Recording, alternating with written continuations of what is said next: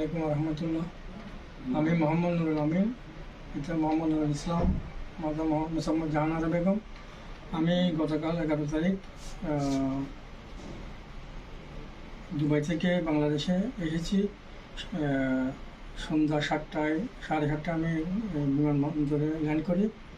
তো আমার মা ইন্তেকাল করার কারণে আমি এমার্জেন্সি এসেছি। যখন আমি এয়ারপোর্ট থেকে সব কিছু কমপ্লিট করে বাইর হচ্ছিলাম, তখন আমি তো মনে করেন টেনশনে ছিলাম, বিভিন্ন রকমের ছিল। আমি এমার্জেন্সি আর্জেন্ট আসার কারণে, ওই টেনশনের কারণে আমি পাসপোর্টটা ভুলক্রমে ট্রলিতে ফেলে চলে যাই।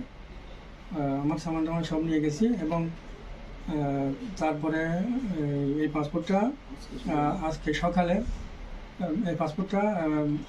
Assistant security officer Mohammad Ibrahim স্যারের সহযোগিতায় উদ্ধার করা হয়েছে বা সংগ্রহ করা হয়েছে।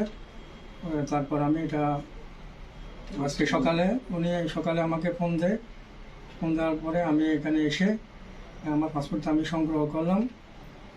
ওনাকে অসংখ্য ধন্যবাদ এবং বিমানবন্দর কর্তৃপক্ষের সকল সদস্যকে অনেক ধন্যবাদ, যাতে ওনারা এই সমস্ত ভালো কাজ আগামীতে আরও করতে পারে, সকলের সহযোগিতা হয়, দেশের মানুষের সহযোগিতা হয়, এটা আমি আশা করবো ইনশাল্লাহ। আমার যে সহযোগিতা হয়েছে এটা যেন সবার জন্য হয়, আমি এটা আশা করব।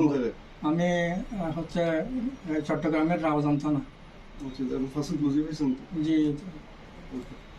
উৎসবের খুশি হবে নগদে বেশি, কারণ ঘন্টায় ঘন্টায় আছে গিফট জেতার সুযোগ।